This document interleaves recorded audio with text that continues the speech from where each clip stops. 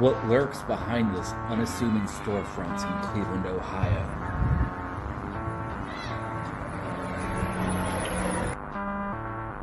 It's the Buckland Museum of Witchcraft and Magic.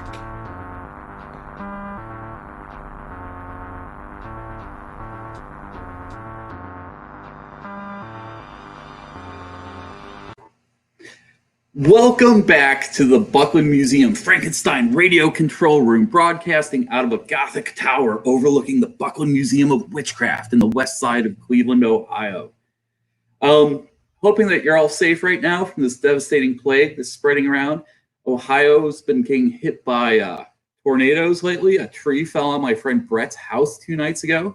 So I'm hoping that you haven't been affected by this twist of events. Yeah. It all comes down, right? So this morning we will be in conversation with Lilith Dorsey, Voodoo Priestess. And we should have a pretty fun and fascinating discussion about her new book, Orishas, Goddesses, and Voodoo Queens. I think it officially comes out on May 11th, but sure you can pre-order it somewhere. I hope I don't come across too groggy, but Robat the cat insisted on a 5 a.m. wake-up call for me today. So, let's see here. Lilith, welcome to the Buckland Museum of Witchcraft and Magic. Hope that you can come visit us sometime in like the real world, but in the meantime, we'll have to make do with this. Thank you so much for having me on. I would love to come and visit when such a thing is possible. And for now, I'm happy to share with everybody today from the comfort of my lovely living room. That's great. I like that you have a very nice backdrop going on there to kind of mystify it a little bit. There's some things I want to ask you about. Voodoo Priestess. So where does this begin? How do you start as a Voodoo Priestess? Where were you at the beginning? Well, my parents named me Lilith, so there's always been a little bit of witchiness going on over here. And I even really feel like in the beginning, I was thinking this morning, I had an aunt and visions sometimes. And when I was first born, she would have all these visions of Marie Laveau. I remember her telling me as I got older. So I feel like the religion was always with me, even though I didn't necessarily have the same kind of like formalized training that some people were brought up in, but I went on, and as an anthropologist, when I was in school, I wanted to study everything about African-based religion and stuff like that, just for my own personal, exploration, and also for my daughters who were young at the time, and I wanted to give them a real positive kind of thing. So that just sort of all snowballed into me, turning my, sort of solitary eclectic witch practices into something that was more formalized in voodoo. And I met my voodoo priestess Miriam from the New Orleans Voodoo Spiritual Temple about, I think, 28 years ago. And I joined the temple, and now we have our own house. But I also went on to get initiations in Haitian Vodou and in Lukumi, which most people know as Santeria. But those are very certain circumstances. So people are probably going, oh, she initiated all over the place. But there were very select circumstances that led me to all of my teachers, and it just sort of unfolded in a beautiful way. Well, I remember in the Mama Lola book, she talks about, I think it was in that book, but I know Mama Lola, she started branching into other African diaspora religions. And they said, how come? And she's like, hey, there's all these spirits. It's why not work with more? And Yeah. I mean, she's in Brooklyn, like I'm here in Brooklyn now. And, there's a real total mix, and New Orleans as well. There's a total mix of people and ethnicities and traditions that come together. I kind of think of it like a spiritual gumbo. So it mixes up together and makes something delicious. Yeah, that's right. And there's some of your New Orleans influence there. So I have to say that, like, I got a copy of your book, and the first page, right there in the beginning, there he is, a dedication to Dr. John. And, I'd love you to kind of share some of your memories of who you refer to as Mac. Yeah, Mac Rebenak, that was Dr. John's real name. I started working for him quite some time ago. I want to say probably over 10 years ago now, and as a dancer and a choreographer for his Night Tripper Voodoo show. And, if I tell the story about the first time, I was so nervous. I was so nervous about, showing up. And he wanted me to do some of the ritual dances that were done in Marie Laveau's time, in Congo Square and things like that. And, uh, for me, I told him it was all about, unifying the head and the heart and spiritually bringing those two things together. And there was also a sense of, rebellion and resistance too in the dances. So when I first spoke to him, he was like, okay, all of that's great as long as your clothes come off, which was my favorite story because I guess originally there were people that had made a living with their clothes coming off as a dancer. You got to do what you got to do. No shame in anybody's game here, certainly not mine. But I asked the manager, and I was like, I had two children. I'm not sure if everybody want to see all of that up on stage. So he said, no, we used to get shut down by Vice. Don't do that. Keep your clothes on. I was like, okay, I hope I don't get in trouble with Mac. But we had a lot of fun. I mean, some of the best times of my life on the tour bus and just, being around him and talking to him. And I got to ride on the float with him when he was the king of the Crew de Vue Mardi Gras parade, along with my priestess Miriam. And that was just so amazing to be there with them for that. I remember one time we all did a ritual with me and Priestess Miriam and Mac all singing at the edge of the Mississippi River, which was just one of the most beautiful things that I've, again, ever seen in my life. It was just so special to be able and honor there the way that they did, 100+ years ago, with people that were so close to me. To everybody else, he's Mac, and he always had a kind word and a smile and a wink for everybody, but he really was like just so close to me. I remember staying at his house when he wasn't there, and staying at his house when he was there, and so many good times. So when I was thinking about dedicating this book, he had told me once, Lilith, the dancing that you do is so beautiful and so special, but the real important thing is the writing, is the books. That's what's going to live on. So when he passed back in June, and I was thinking about the dedication for this book, it was just so clear to me that this is how it had to be. I'm, heartfelt, sincere, very sorry for your loss. He's somebody whose music, I mean, I've been listening to him since I was a teenager. And I mentioned this earlier, but I was at the Uptown Whole Foods in New Orleans once, and I heard this voice, and it was this voice of power. And I was just like, what? No way. So I just kind of like creep around the aisle, and I look down, and there's Dr. John walking around talking about he's looking for a special herb that his root doctor told him might be here at Whole Foods. And it was one of the closer things to seeing like a true like mystic individual walking around and that always stuck with me. So what's your favorite Dr. John album? Do you have one? Oh, geez. I do like the one you keep flashing up there. Yeah.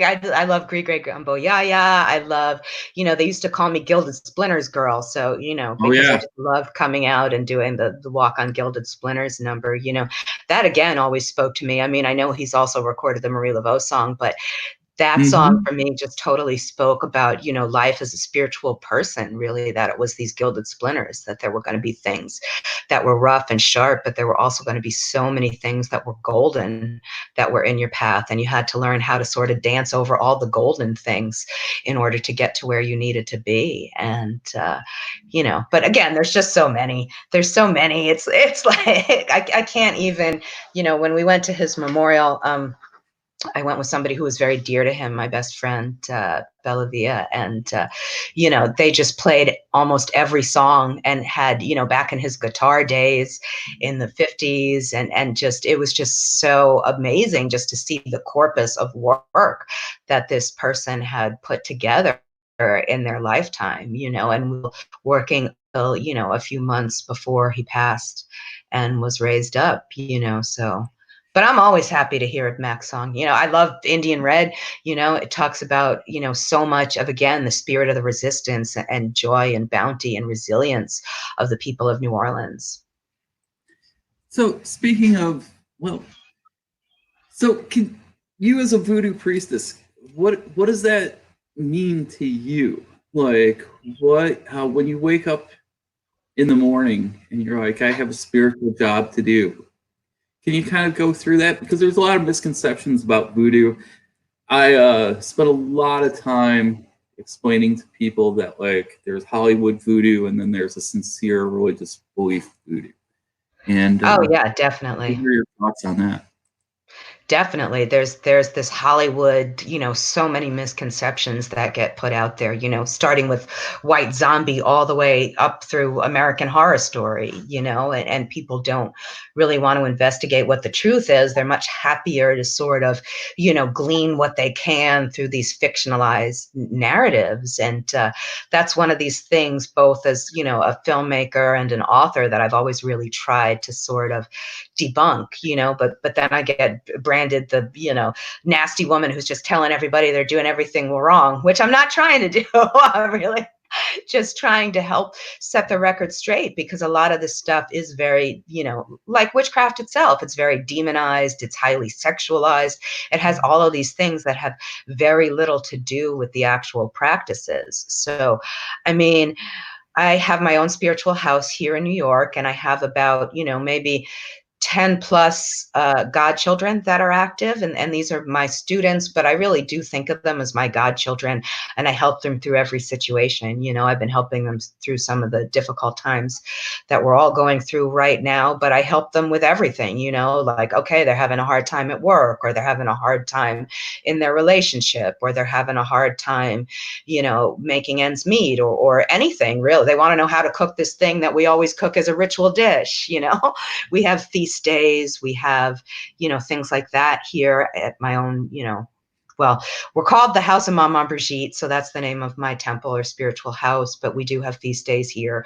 We have, elevations and ceremonies and things like that we do. We do a lot of ancestor work, honoring the ancestors.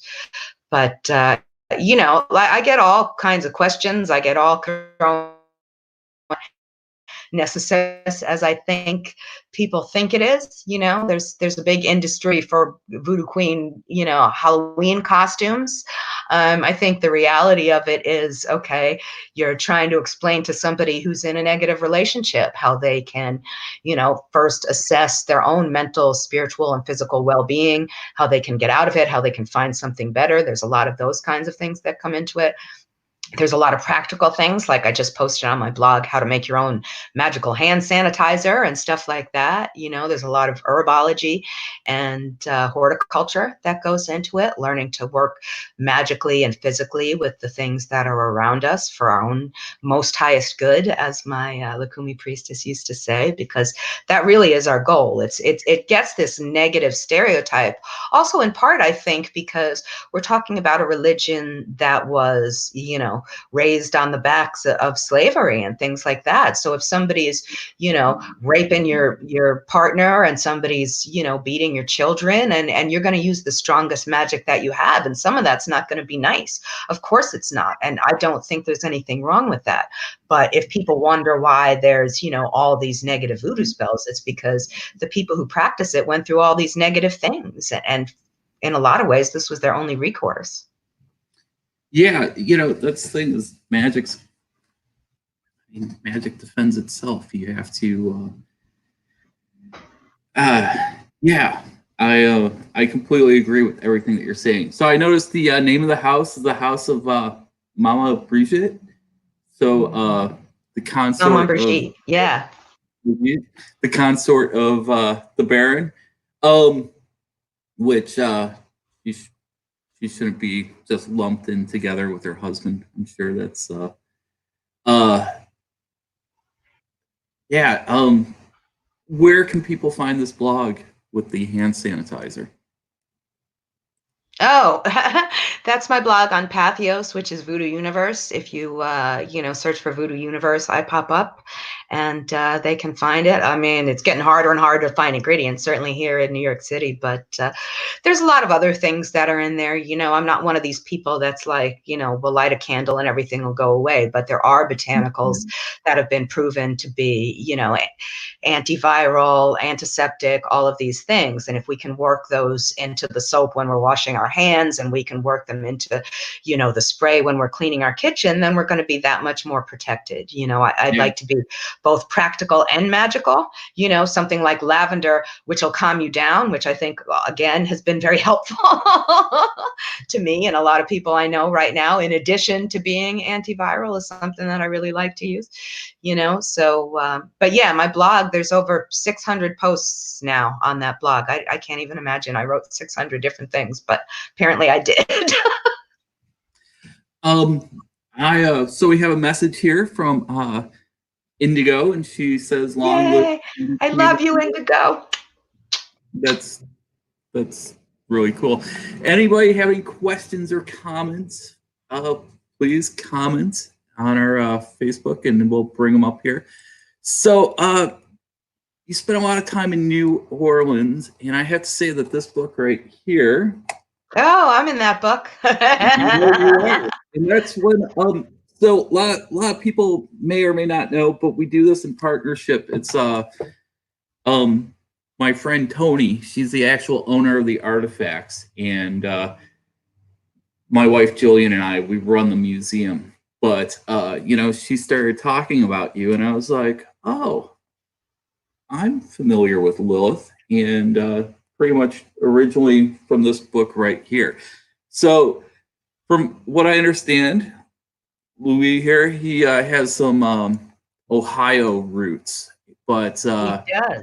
when I first discovered him, it would have been through this tarot deck, which I was happy to see was sourced in your credits for your book. So, of course. I think this deck is pretty incredible. It's spent a lot of time kind of like trying to have it reveal its mysteries to me. So It's a wonderful deck. I use that deck every day. You know, I got my first one I bought my first one myself. I was so excited that I could find it. And then Lewis gave me one as a gift. And then another, you know, pagan author gave me one as a gift. You know, I'm always one of these people who really likes to be gifted cards, especially, I think. But I think I use that deck all the time. I'm in two different decks. I am in as the High Priestess in one of the, and the Hierophant in the other deck. And I still use that deck every day. Like I love Lou. I've known him again since I joined the Voodoo Spiritual Temple 28 years ago. He was one of the priests there, and is still one of the priests there today. And he's somebody who's near and dear to my heart. And it's such an honor to be included in any Black Moon publishing that they do. So the fact that I could be part of that book and you know, part of rituals and things like that with Lewis is just amazing to me. So we have a few artifacts in the collection that were donated from Nima, who is I love Nima. Yeah, it's really an honor to have some Nima pieces in here, because I think when I first really got into this stuff, I was reading, you know, as a teenager, I was reading Aleister Crowley, and then I discovered Kenneth Grant, one of his students, and that's kind of what just kind of like blew my mind open on what magic is and isn't. So we have a question from our friend Sandy here, and she's saying, what would be the best way to educate themselves on your practices? Hey, Steve. Hey, Sandy. Sandy, I have to say, I have so much respect for. She is I don't want to like blow up what you do, but she's definitely one of the people that's really an essential worker right now. And, you know, I think about what you're going through here, Sandy, keeping the world safe. And I have to say that I really, really appreciate that. So thank you, Sandy. But oh yeah, definitely. And I wanted to say that when Indigo posted the thing as well. She's another essential medical professional. So I just want here in New York City. So I just wanted to give her a big shout out too. Just let people know that, yeah, thank you so much. Thank you. Thank you. I mean, I think, you know, it's interesting because it's not really, because it's a continual tradition. You know, if we talk about all the ATRs or African traditional religions, they've been practiced pretty much continually for, you know, hundreds and hundreds of years now. So, you know, approaching it isn't the same necessarily as you would be if you were going to, say, a Norse tradition or a Celtic tradition where, you know, the actual practices have sort of changed and been rediscovered and reinvented and things like that over the years. So I think a good way to start is reading things, you know, reading things from qualified people, if not me, somebody else, you know, who I might recommend, like I said, Louis Martinet, or you know, some of the other people that are out there writing about New Orleans voodoo that are, you know what they're talking about. And I think it's just, you know, we really do learn from individuals. It really is a parent, child, student, teacher kind of relationship. That's why when I talk about, you know, joining my temple and learning from Louis and learning from Priestess Miriam and learning from, you know, my other teachers, Gromambo Bonnie Devlin, who's also, I don't drum myself, but there's so many people in my life that have been master drummers. She's another, you know, master drummer, and Gromambo, if people are not familiar with her work, but just sort of exploring it on all the different levels that you can until you find a teacher. And if you're going to do any workings or anything like that, you know, just ask for guidance or ask for what your best possible path is towards this material, you know. And I think people forget about that. Sometimes they get focused on, oh, I want to be able to do this spell or that spell, as opposed to, I really want to learn, and I want to learn respectfully, and I want to learn properly. You know, again, to use my cooking analogy, you know, like you could go in the kitchen and make up a recipe, or you could study with a Michelin chef, you know, like the end result is probably going to be better in almost all the cases if you learn from a Michelin star chef. So seeking out those good people and really understanding what goes into it specifically for you.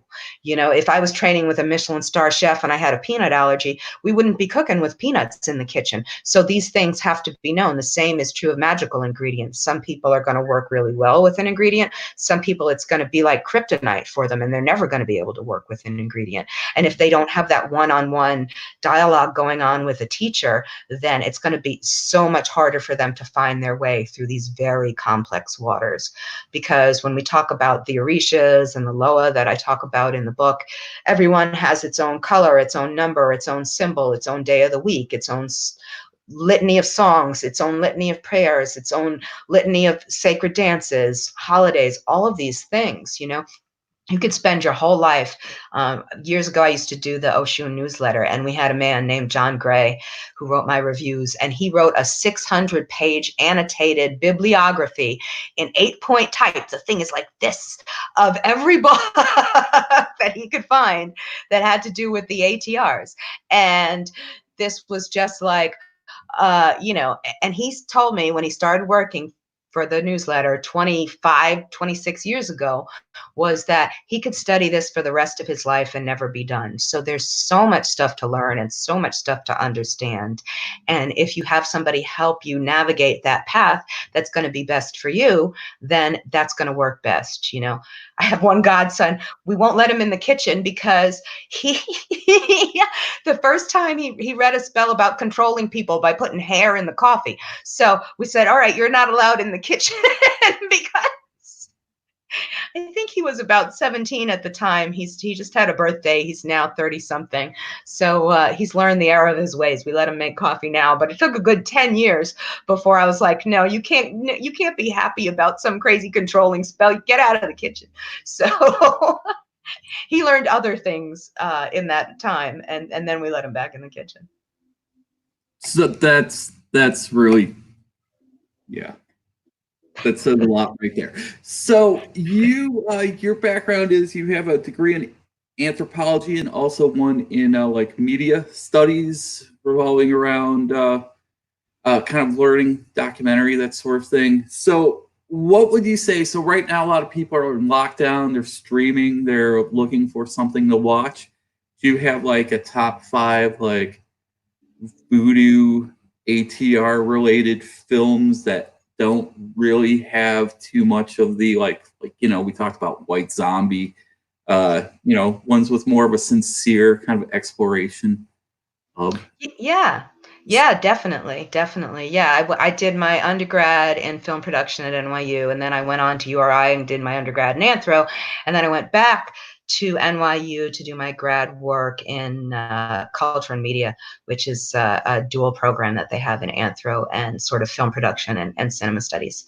So if I had, I mean, I think the newest one, the most recent one that I came out that I've been recommending to everybody is In Search of Voodoo, which is I'm going to pronounce his name wrong and I apologize, Jimon Honsu film.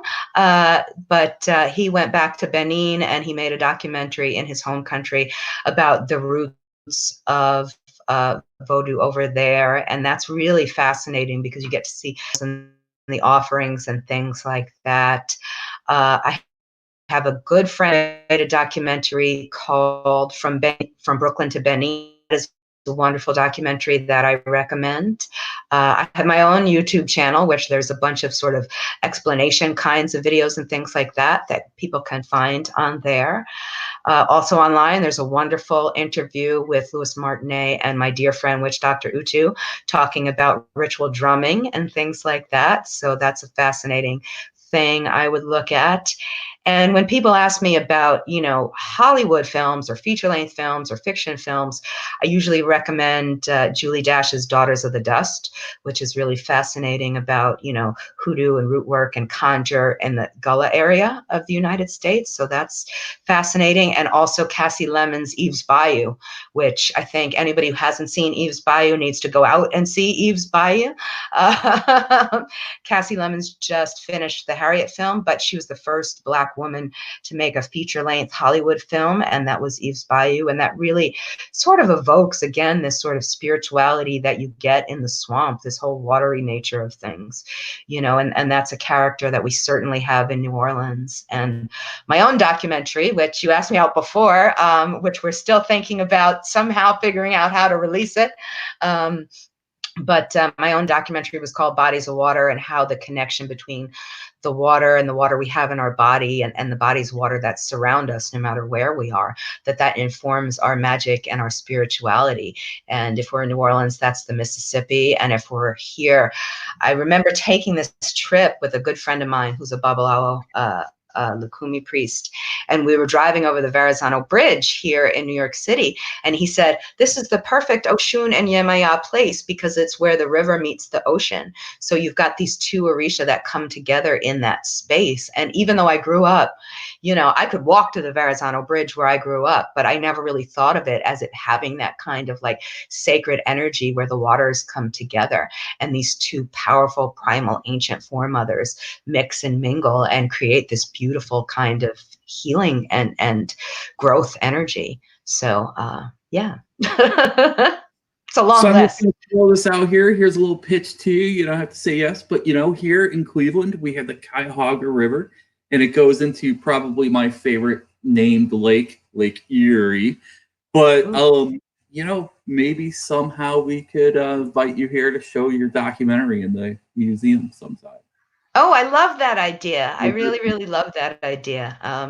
You know, I've been getting more creative on the film side of things. You know, for Orishas Goddess and Voodoo Queens, we were going to have a giant launch event, which has now been turned into a giant film premiere event. So there's going to be some new videos shown. And but yeah, I would definitely love to come out there when all this is done and traveling is a joy again, and show my films. That would be great. So when's the book launch going to be? I imagine that it's going to be May 11th. That's when it comes out. People can still pre-order it now. There's a Kindle version. There's going to be an audiobook version. You know, it's still going to be shipped. So all of these things are happening. I know some people were worried about that. I was worried about that, but everything's going to be going really well. And for those of us who aren't, you know, used to dealing with all of this, pre-orders really help authors. Everything in the game now is all about pre-orders. So if people are interested and they could do that, that means a lot to me. So yeah, I guess we should talk about the book a bit. I just got it the other day. I got like a preview of it. I tore through it. It answered a lot of questions that I have about the ATR religions. A lot of the information I found really helpful. So, uh, what made you realize that this was a book that needed to be written? Well, it's kind of the book I always wanted to write. I mean, I know I probably shouldn't say that because I have, three other books out there. But this is the one I really wanted to write. And it just was about, I mentioned before, my daughters were young and I was in school as an anthropology student. And I had one of these traditional misogynist, balding, older white male guys telling me that, there was no such thing as magic in the United States. He was the head of the anthro department. There was no such thing as witchcraft. There was no such thing as spirituality. And it was just all people playing games, he said to me. And I was like, I have to write something to prove this man wrong, because I know this isn't true. I know this isn't true both as a practitioner and as a scholar. And my daughters were young, and I wanted them, for those of you who aren't OG witches, as the millennials call me, 25, 30 years ago, it was hard to have drumming at a pagan event. It was hard to have, any kind of dance. Even fire circles used to get shut down back in the day in New Orleans. You weren't allowed to have any ritual or music after 11 o'clock at night. There's definitely been times where my things have been, sort of cautioned by the police, although not necessarily shut down or anything like that. But it was much more of a struggle than it is today. And I think people don't necessarily realize that. So when I started writing about it, it was not this open, joyous, bounteous thing where people were celebrating these kinds of things. And even now, it's still only little teeny bits and bits and bits. It's getting more open and out there. But I knew that I had to present the truth, because there was so much that was just really lousy information that was out there. So I just set about doing that. And over the years, it really became, it was always a labor of love, but it became more and more a labor of love as I started to look into the history of my foremothers. I have spiritual people, alternative spiritual people on all sides of my family. And if I, there's recipes or spells that I write down, and my great aunt will come to me and be like, oh, your great great grandmother used to do the same thing the same way. So I think, even though I'm not a contemporary of hers and I never met her while she was alive, through my spirituality, I could discover some of the things that, she would have taught me if she still would have been around. And that's really beautiful and special to me. And, again, it's just about having something that's respectful to people. And really, I don't want to offend anybody, but I also, tell people that they need to be cautious. I think that's why I don't sell as many copies as I wish, because people don't want to hear that. People want to hear they can do whatever they want to do. But the reality of the matter is, if you're cautious, it'll open up so many more avenues. Like, do you want to be eating peanuts if you're allergic to peanuts? No, you don't want to do that. Do you want to be taking the difficult, harder route if there's an easier route? No, of course not. My daughter went to culinary school, and she came home and showed me how to cut an onion. I had to be at least like 35 years old at that point. And I was like, what? I've been cutting an onion the wrong way all these years. And I had been, there's just things that you just do because that's how you did them, but there's an easier way of doing them. And if you have somebody there to show you the easier way to do it, then it's better. So I tried to put as many of those things as possible in the book. Yeah. I have to say that, like, in this time where like so many things are coming at you at all times, I was really impressed at like just how readable and fun your book was. So thank you. Oh, thank you. I try. So I'm a bit of a wacko. So sometimes I write things that I'm like, oh, the editors are never going to let me put this in the book, So, but that's what I would want to read, like I want to read the crazy stories. I want to read about, I have a friend that went to, I don't know if this made it in the book or not, but they Haitian Voodoo priest and Hungan, and they had to go leave some offerings here in New York City, and they'd done a reading, and it said instead of leaving the offerings in the middle of the night like it normally would be, you're supposed to go at 12 noon, and you were supposed to do it naked. So the person went, and he went to 12 noon, and he went to Central Park and took his clothes off and got in the water, and then a police officer went by, and it was a Haitian police officer, and spoke to him in Creole and told him, all right, well, this is my shift, hurry up, and I'll keep everybody away. So there's things that are just like, whoa, man, you know, you got to do what you got to do, and you got to listen to what the spiritual guidelines are for that situation in order to be successful. You know, it's not, you know, oh, well, I'm embarrassed or I might get arrested. You know, sometimes you have to take that leap under the guidance of somebody else, and then you can accomplish what you need to. And of course, the cop would have been Haitian, right? You know, it's like, oh, yeah. All set up by the spirits. So, so I want to go back to movies for just a second here. There's two films. Of course, the Divine Horseman, Maya Deren. That maybe that might have been my first real introduction to what voodoo really looks like.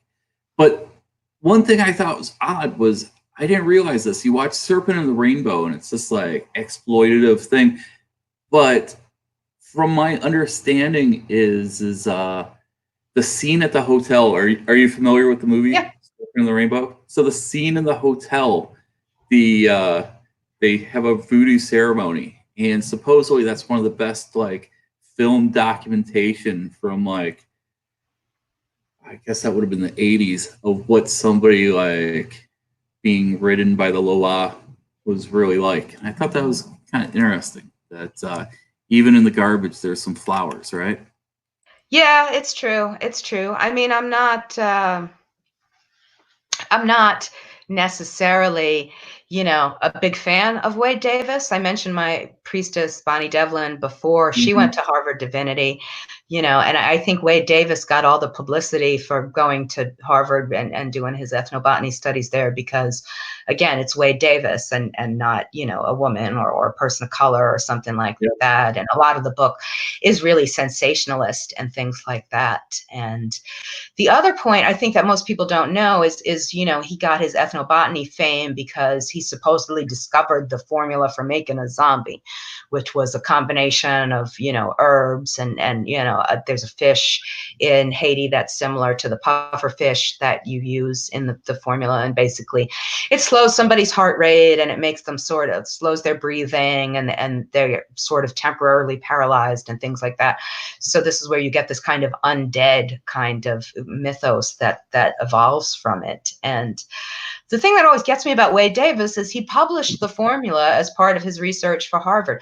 Zora Neale Hurston, which most people don't know, also went down to Haiti in the late 30s and found the formulas and things like that and didn't publish them, which to me, you know, I think was probably necessarily, you know, a good idea at the time, you know. So whereas he gets the credit for it, she actually did it 60, 70 years before he did it. So that's kind of amazing to me that she did do it. But yes. Secret, right? You know, yeah. There's differences between mysteries and secrets. So. Yeah, definitely. But Maya Deren, I mean, I love Maya Deren. You know, you gotta love voodoo priestess that got possessed at cocktail parties. This is what everybody writes about her, that she used to possessed by the spirits. Anyway, and I do love Divine Horseman. The thing that makes me sad about it, though, is she actually shot about, I want to say, 8 to 14 hours worth of just raw documentary footage when she was in Haiti. Excuse me. And she could never figure out how to edit it in her lifetime. And it was edited posthumously by her husband, which I always just thought was fascinating, because when you're taking different pieces of ritual, how do you put that back together again to form a cohesive whole? How do you make that a ritual? Because so much of being in ritual is experiencing everything that's going on, not just from the visual and the audio. It's also the smell and the taste and the feel of the ground and you know, just the whole vibe of everybody that's there. So I always just thought that was fascinating. And here in New York, they did show the entire uncut footage. I didn't get to see it.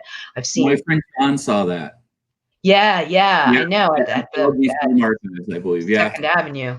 I know, fascinating. So I would love to see all of that. But yeah, I mean, she was a Mambo priestess. She did get her initiations. I love the footage. I think it's really groundbreaking. For anybody who's interested in that kind of thing, you know, one of my teachers at NYU, Faye Ginsburg, she studied with Jean Rouch.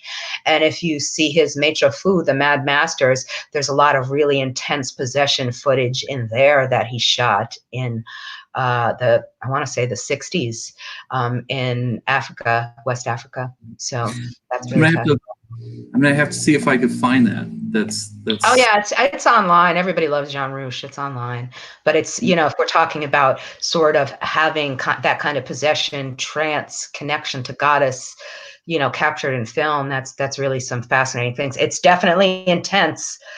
There's animal sacrifice in there, so I'm warning people before they go out and get their popcorn. You know, it's going to be a little intense. Yeah, it's not always so easy. So Sandy wrote back and she said that she got a chance to meet Priestess Miriam at Michigan Pagan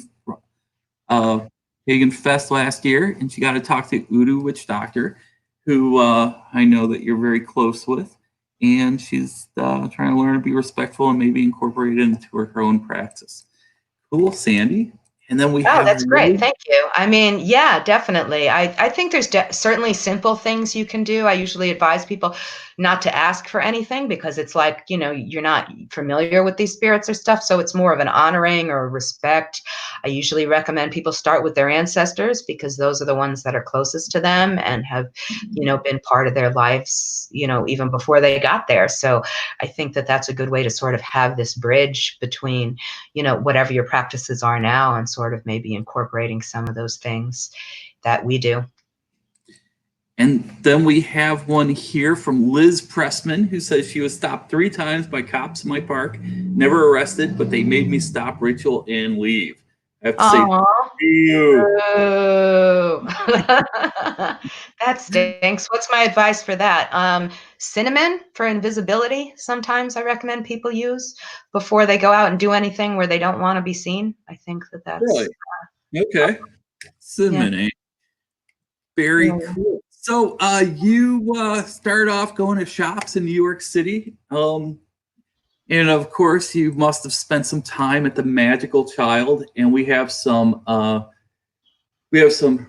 Magical Child pieces here in the collection that Ray had collected back in the late 60s, early 70s when he was living in New York City. So any fond or just kind of just memorable memories of spending some time at the Magical Child? I feel like if you were a witch in the 70s and 80s, that was, you know, one of the few places to actually go in New York City, you know, if you were interested in this kind of thing.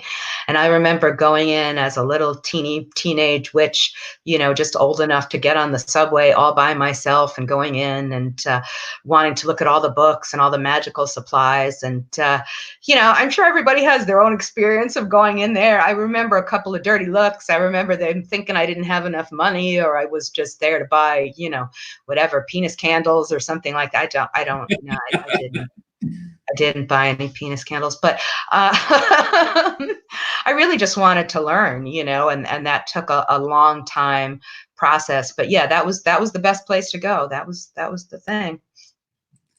Yeah, so I've just been I just read The Bull of Heaven, which is kind of about that scene. Pretty fascinating book. I recommend it to anyone that's interested in like kind of like the New York OG pagan scene. Our founder Raymond Buckland shows up for it a few times in certain parts of the book. That's really cool. So I'm assuming that you never met Raymond Buckland before, but are you familiar with our founder at all? Oh yes, definitely. No, our paths never crossed, which is strange. Yeah.